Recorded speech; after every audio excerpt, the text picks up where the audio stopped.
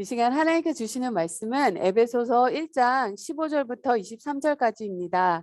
에베소서 1장 15절에서 23절. 제가 개역개정으로 제가 봉독하겠습니다. 이로 말미암아 주 예수 안에서 너희 믿음과 모든 성도를 향한 사랑을 나도 듣고 내가 기도할 때 기억하며 너희로 말미암아 감사하기를 그치지 아니하고 우리 주 예수 그리스도의 하나님 영광의 아버지께서 지혜와 계시의 영을 너에게 주사 하나님을 알게 하시고 너희 마음의 눈을 밝히사 그의 부르심의 소망이 무엇이며 성도 안에서 그 기업의 영광의 풍성함이 무엇이며 그의 힘의 위력으로 역사하심을 따라 믿는 우리에게 베푸신 능력의 지극히 크심이 어떠한 것을 너희로 알게 하시기를 구하노라. 그의 능력이 그리스도 안에서 역사하사 죽은 자들 가운데서 다시 살리시고 하늘에서 자기의 오른편에 앉히사 모든 통치와 권세와 능력과 주권과 이 세상뿐만이 아니라 오는 세상에 일컫는 모든 이름 위에 뛰어나게 하시고 또 만물을 그의 발 아래 복종하게 하시고 그를 만물 위에 교회의 머리로 삼으셨느니라. 교회는 그의 몸이니 만물 안에서 만물을 충만하게 하시는 이에 충만함이라. 풀은 마르고 꽃은 시드나 하나님의 말씀은 영원히 서리라. 교회는 만물을 충만케 하시는 하나님의 충만함이라고 합니다. 그럼 교회에서는 하나님의 충만함을 볼 수 있다는 거죠. 이 시간 잠시 기도하겠습니다. 하나님 아버지, 이 시간에 주님 성령님께 맡깁니다. 성령님, 우리 안에서 능력으로 일하시는 주님. 하나님, 기독교는 안쓰럽고 불쌍하고 힘이 없는 그런 진리가 아닙니다. 하나님, 기독교는 능력의 힘입니다. 능력의 진리입니다. 성령님, 우리 안에 힘을 주옵소서. 말씀으로 그리고 성령님의 힘으로 아버지, 우리 안에 기둥이 다시 세워지며 주님 앞에 다시 무릎을 꿇고 정말로 예수 이름 높이세 하며 나아갈 수 있는 시간 되게 하여 주옵소서. 성령님, 이 시간 우리 안에서 운행하여 주옵소서. 모든 것을 주님께 맡깁니다. 예수님의 이름으로 기도합니다. 아멘.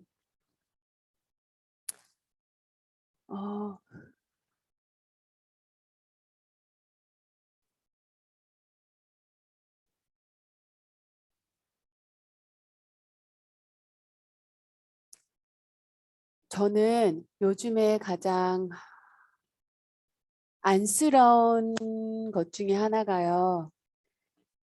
하나님께서 많은 면으로 풍성함을 부어주셨는데도 무기력함으로 사는 사람들이 너무나 많다는 것입니다.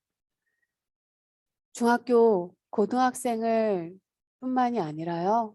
대학생들, 정말로 한참 젊어서 힘이 있을 그때 아직 실패를 경험해 보지도 않은 그 나이에 아무것도 하기 싫은 거예요. 그것을 바로 무기력이라고 하는데요. 참 많이 안타까운 현실입니다. 한국에서 요즘 미국이 좀 더 심한 것 같긴 한데요. 은둔 청년들이라는 말이 있죠. 외부와의 접촉을 외부와의 접촉을 완전히 단절한데 혼자 방에서 지내는 청년들을 은둔 청년들이라고 합니다. 세상이 두렵다는 거죠. 진짜 아직 실패를 경험해 보지 않았는데도 실패에 대한 두려움감이 너무나 많아요. 목사 안수를 받는 마지막 절차가 바로 정신과 상담을 받는 것입니다. 하루 종일 상담을 받는데요. 많은 시험을 보죠. 상담이 다 끝날 무렵 이제 그 정신과 선생님께서 질문을 하나 하시더라고요. 만일 실패한다면 넌 어떻게 하겠니? 만일 실패한다면 어떻게 하겠니? 성도님들은 그 질문에 뭐라고 대답하시겠어요? 만일 실패한다면 어떻게 하겠니? 저는 그 질문에 이렇게 대답했습니다. 실패한다고 하면 하지 말아야 하는 것입니까? 사랑하는 성도 여러분, 실패한다고 하면 하지 말아야 하는 것입니까? 사실 이 질문은요, 전에 하나님께서 저에게 이미 물어보신 말씀이셨어요. 본격적으로 단독으로 캠퍼스 미니스트리를 한다고 할 때 평소에 멘토처럼 이끌어 주시는 목사님께서 이렇게 말씀하셨어요. 장영란 전도사 실패할 거야. 그런데 해봐. 많이 배울 거야. 사실 단독으로 캠퍼스 미니스트리는 100에 100은 99는 거의 실패하죠. 왜냐하면 재정적으로나 또 이 이동 그게 있기 때문에요. 섬김의 손길이 너무나 부족하기 때문에 롱텀으로 할 수 없는 게 사실 캠퍼스 미니스트리입니다. 그 말을 듣고 마음이 조금 무거웠어요. 비록 하라고 하셨지만 많이 배울 거라고. 그래서 기도를 했습니다. 솔직하게 하나님께 제 마음을 말씀드렸어요. 하나님, 저 정말로 주님 안에서 주 안에서 거했고 주님만 붙잡았고 하나님 정말로 성실하게 주님 섬겼습니다. 페이를 받을 때나 안 받을 때나 지난 거의 10년간 7년을 공부를 하고 6년을 공부를 하고 성실하게 보냈습니다.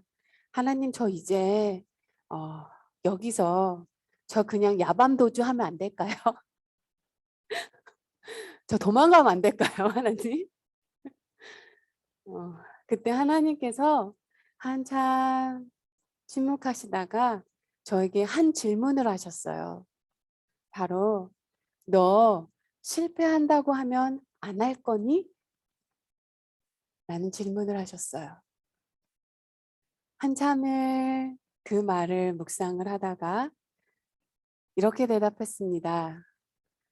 주님, 아니요. 실패한다 해도 하겠습니다. 그리고 참 서럽게 울었던 것 같아요. 세상의 일은요, 실패한다고 하면 이득과 이윤을 남기지 못한다고 하면 하지 않는 것이 세상의 지혜입니다. 그런데 영적인 일은요, 영적인 부분은요, 실패한다고 해도 하는 거더라고요. 왜냐하면 세상의 관점으로 보기에는 실패한 것처럼 보일 수는 있으나 절대 실패한 게 아니기 때문입니다. 그리고 성경은 말하고 있어요. 세상이 끝나갈수록 사람들은 하나님으로부터 멀어질 것이라고. 그것이 현실입니다. 그거 알고 뛰어드는 거잖아요. 그게 바로 하나님의 일입니다. 저는 그때가 성령님께서 내 안에서 고백하게 하시고 그렇게 대답하게 하신 것도 성령님의 능력이라고 생각합니다. 오늘 사도 바울이요. 하나님께 감사 기도드립니다. 근데 그 감사 기도의 내용이요. 16절을 보면요. 바로 너희들이 내가 들어서 아는데 너희들이 하나님을 사랑하고 형제 자매를 사랑한다는 것으로 그것을 너무나 감사 기도 드린다는 거예요. 그거를 기치지 아니한다는 것입니다. 사도 바울이 왜 에베소에 있는 사람들이요. 하나님을 사랑하고 모든 성도들이 향한 사랑을 하나님께 감사하는지 저는 사실 그 마음이 너무나 이해가 돼요. 감옥에서 있는 사도 바울. 제가요, 목회자로서요, 가장 보람을 느낄 때가 여러 때가 있지만요. 물론 한 영혼이 죽음에서 생명으로 옮겨질 때 정말로 보람되는 일입니다. 참 보람되죠. 그런데요, 그리스도의 삶이란 거기가 끝이 아니에요. 그리스도의 삶은 죽음에서 생명으로 옮겨지는 그때가 시작입니다. 새 삶의 시작이고요. 구별된 삶의 시작이에요. 그래서인지 목회자가 가장 보람될 때는요. 우리 교인들이 말씀을 따라 살기 위해서 사서 고생할 때입니다. 뻔히 보이는 어려운 길임을 알고도 하나님의 꿈을 이루기 위해 어려움을 마다하지 않고 자기를 제한하고 자기의 권리를 내려놓고 그리고 조금 더 가난함 속에 들어가고 이러면서 사는 모습을 보면요. 정말로 한편으로 안쓰럽고요. 한편으로 고맙고 그분들이 너무너무 고마워요. 왜냐하면 그것이 그 안에서 성령님이 역사하신다는 증거이거든요. 그리고 나서 사도 바울이 그들을 위해서 하나님께 간구합니다. 우리가 보편적으로 이렇게 하나님께 간구할 때 그들의 육신을 필요함을 채워주시고 그들의 생명을 채워주시고 보호하여 주옵시고 또 사도 바울은 지금 로마 감옥에서 죽음을 앞둔 상태에서 즉 빌립보서 골로새서 같은 때에 지금 이 에베소서를 썼거든요. 어쩌면 자기의 생명을 위해서 기도해달라고 부탁할 수도 있었을 거예요. 근데 사도 바울은요. 그런 것을 구하지 않습니다. 사도 바울이 구하는 게 뭐냐면요. 첫 번째로 17절을 보면요. 지혜와 계시의 영이 내려주셔서 그들이 하나님 그분을 알았으면 좋겠다 합니다. 두 번째는요. 18절에서 그들의 마음의 눈을 밝혀주사 부르심의 소망이 무엇인지 아는 사람들이 되었으면 하는 거고요. 세 번째로는요. 성도들에게 베푸시는 하나님의 영광의 상속이 무엇인지 그 상속이 얼마나 풍성함이 무엇인지를 알게 하는 것입니다. 마지막으로 네 번째는요. 19절입니다. 하나님의 능력의 지극히 큰 힘을 아는 것입니다.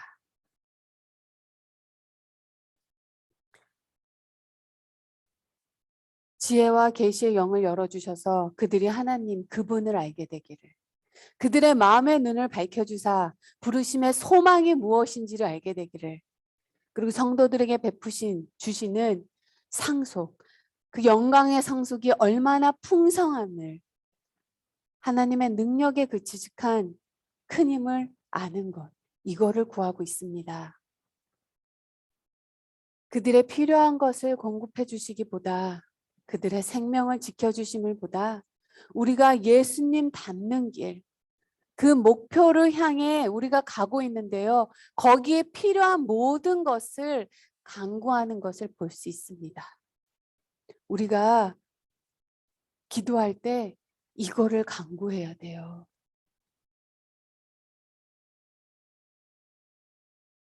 첫 번째, 하나님 그분을 알게 하는 것을 구합니다. 하나님을 안다는 것은요. 하나님에 대해서 들어서만 아는 것을 말하는 것이 아닙니다. 성경에서요. 안다라는 표현을 쓸 때에는요. 마치 부부가 서로를 아는 것과 같은 것을 말합니다. 부부가 오랜 세월 같이 살다 보면요. 남편 또는 아내는요. 아내의 생각, 성품, 성향 그리고 그 사람이 무엇을 좋아하는지 그리고 그 사람이 무엇을 혐오하는지 알죠. 그 사람의 가치관을 알게 되고요. 그 사람의 삶을 추구하는 것이 무엇인지를 알죠. 그 사람의 시선이 어디를 향해 있는지도 알아요. 마찬가지로 성경이 안다라는 표현을 쓸 때는요. 하나님 그분을 존재 자체를요. 체험하는 거예요. 인격적으로 하나님을 만난다는 것입니다. 전인격적으로. 정말로요. 살아서 역사하신 하나님 그분을 내가 아는 것과요. 하나님 그분을 그냥 들어서 아는 것은요. 정말로 천지 차이더라고요. 들어서 아는 것으로는 내 믿음 하나는 지킬 수 있습니다. 그러나 들어서 아는 것만으로는요. 내 믿음은 지킬 수 있을지는 모르나 다른 사람에게 살아계신 하나님을 전한다거나 복음을 전한다거나 마지막 때에 핍박, 고난, 유혹, 세상의 흐름 견뎌낼 수 없습니다. 우리가 여호수아를 보면요. 여호수아를 아는 사람들, 그리고 하나님이 이스라엘 백성에게 어떤 일을 하셨는지를 아는 사람들이 사는 동안에는 사람들이 여호와를 섬겼다고 합니다. 그러나 그들이 죽고 나자 그 다음 세대는요. 하나님을 떠났다고 해요. 믿음에서 떠났다고 합니다. 여호수아 24장 31절 말씀 제가 읽어드릴게요. 이스라엘 여호수아가 사는 날 동안 여호수아 뒤에 생존한 장로들 곧 여호와께서 이스라엘을 위하여 행하신 모든 일을 아는 자들이 사는 날 동안 여호와를 섬겼더라. 그러나 이들이 죽고 나자 이 다음 세대는요. 믿음을 떠났습니다. 즉 살아계신 하나님을 경험한 하나님 그분을 인격적으로 만난 사람은요. 주변 사람들에게 또는 다음 세대에 하나님을 증거하고 복음을 전하기도 할 수 있지만요. 하나님을 단지 들어서 아는 사람들은요. 아는 것만으로는요. 자기 믿음은 지킬 수 있을 거예요. 그러나 다른 사람의 믿음을 자라게 하거나 누군가를 예수님께 인도하지는 못합니다. 살아계신 하나님, 살아서 믿는 자 가운데서 역사하신 하나님을 아는 것이 정말로 참 중요합니다. 그 다음은요. 하나님께서 그들의 내면의 마음을 밝히사 우리를 부르신 주님의 부르심의 소망이 무엇인지를 아는 것을 누리게 해달라고 합니다. 우리가요. 그리고 하나님이 우리를 택하시고 부르신 그 까닭이 에베소서 1장 8절에 나와 있죠. 이는 그가 모든 지혜와 총명을 우리에게 넘치게 하사 그 뜻의 비밀을 우리에게 알리신 것이요 그의 기뻐하심을 따라 그리스도 안에 때가 찬 경륜을 우리에게 예정하신 것이니 그리고 밑에 내려보면요 그들이 거룩한 삶을 살게 하는 것이라.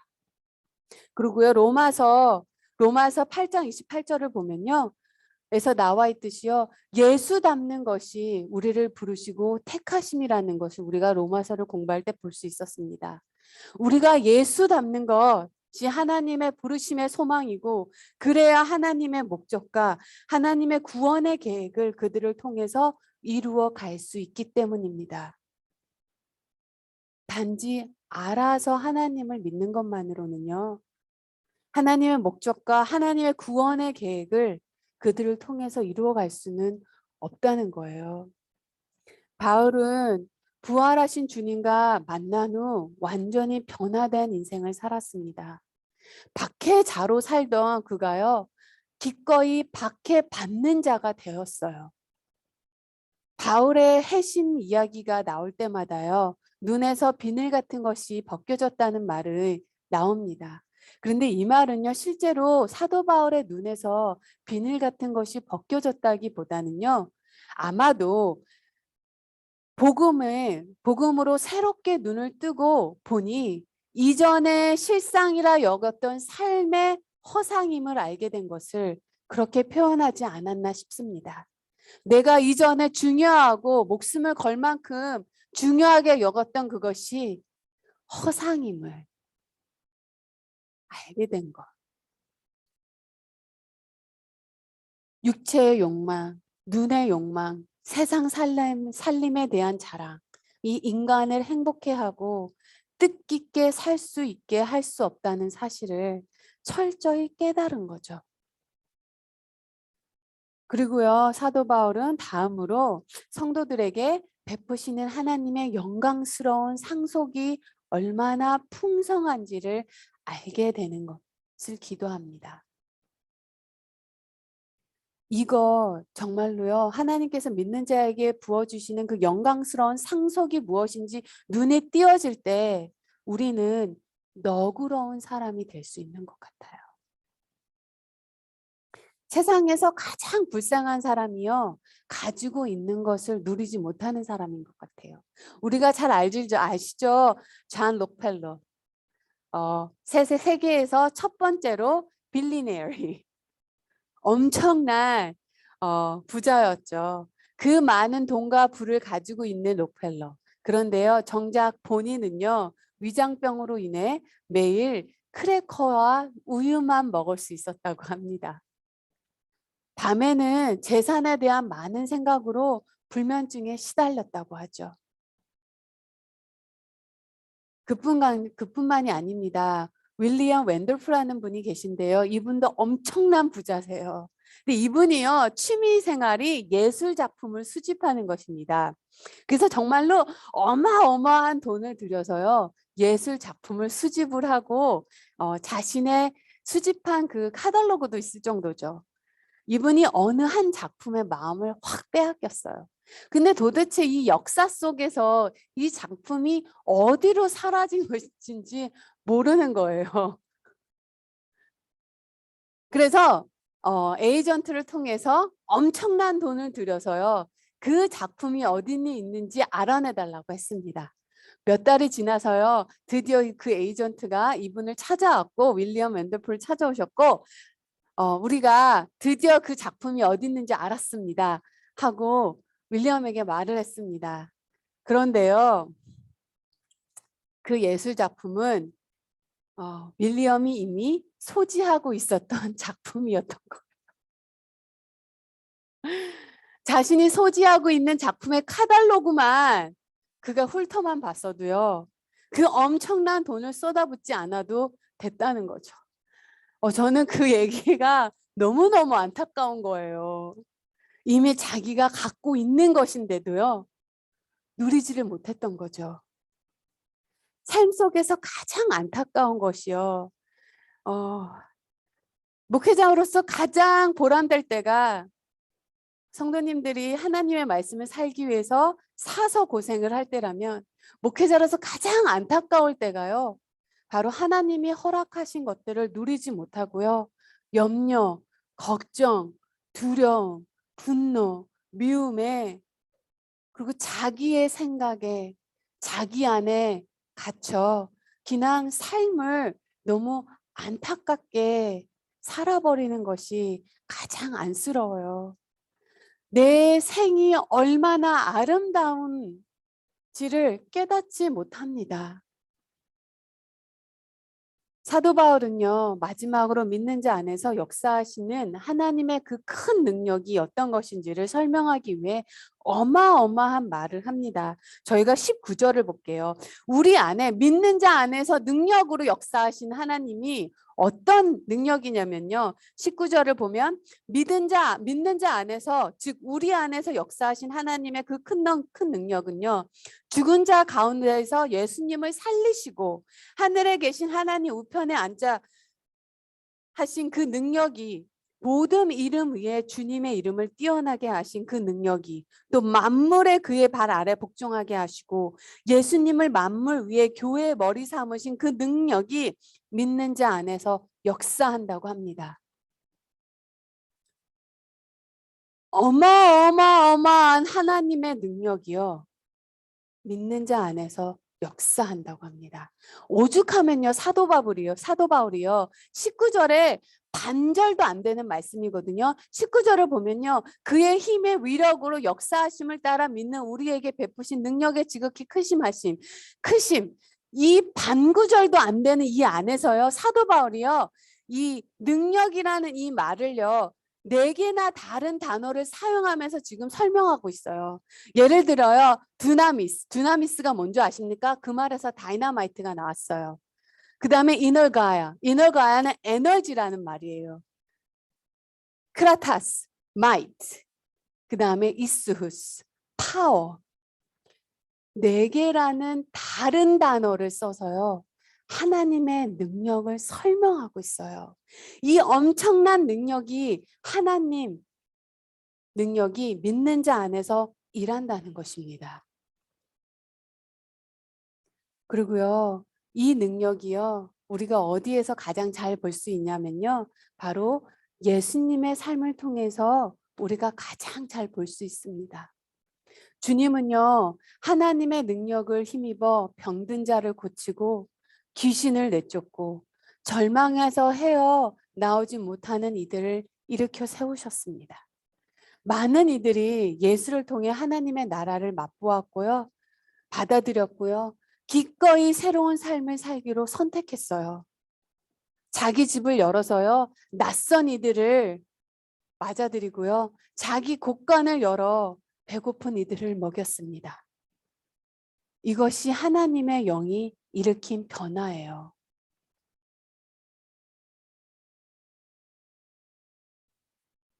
그리고 이 하나님의 능력은요. 예수님의 부활 사건에서 가장 크게 나타났습니다. 제가 안디옥 교회를 잠깐 얘기하고 싶습니다. 예루살렘 북쪽 480km 지점에 수리아의 안디옥에 세워진 안디옥 교회는요. 이방 땅에 세워진 최초의 이방 교회입니다. 또한 안디옥 교회는요. 사도 바울을 선교사로 파송시킴으로써 최초의 이방 선교의 베이스 캠프를 감당한 교회입니다. 정말로 기독교 역사의 한 획을 그은 교회입니다. 그리고요. 무엇보다요. 안디옥 교회 교인들은요. 세상 사람들로부터 최초로 그리스도인이라고 불림을 받는 사람들이었습니다. 정말 안디옥 교회는요. 엄청난 2000년 기독교 역사상 엄청난 역할을 한 교회입니다. 그런데요. 그 유명한 안디옥 교회를 세운 사람들을요. 성경은 그 이름을 말하고 있지 않습니다. 그게 좀 말이 안 되는 게요. 사도 바울이요. 그리고 사도 바울 옆에서 같이 수행했던 누가는요. 의사였어요. 그래서 정말로 글을 자세하게 잘 쓰셨어요. 다른 사람들은 그냥 손을 뻗대 하도 누가는요. 오른손을 뻗대 하고 항상 설명을 더 잘했습니다. 사도 바울이요. 안디옥 교회에서 파송을 받았어요. 누가는요. 같이 옆에 있었습니다. 그 안디옥 교회의 사람들의 교인들의 이름을 모를 수가 없어요. 그 두 분이요. 그런데요. 그 안디옥 교회를 세운 사람들의 이름을 성경은 밝히지 않고 있어요.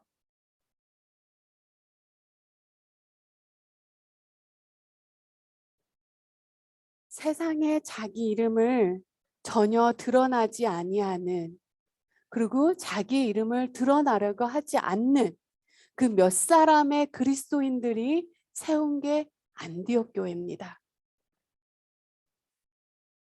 사람들은요, 그들이 살아가는 걸 보면서 세상 사람들의 살아가는 것을 다른 모습으로 살고 사람들이 쫓아가는 것을 그들은 쫓지 않고 세상의 가치관을 쫓지 않고 이득, 이윤을 계산하기보다 내 이름을 내세우기보다 섬기며 사는 삶, 서로 사랑하는 삶, 복음으로 감동된 삶, 살아가는 그 사람들을요, 보면서요, 세상에서 존재하지도 않는 새 단어를 만들어서까지 그들을 부르기 시작했어요.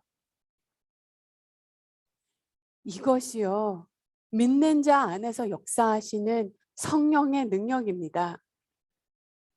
정말로 말씀을 준비하면서요, 이 안디옥 교회, 이름도 드러나지 않는, 그리고 자기 이름을 세우지도 않는 그 몇몇 사람으로 그 엄청난 사역을 감당했던 그 성령의 능력이 드러났던 그 교인들과 같이요.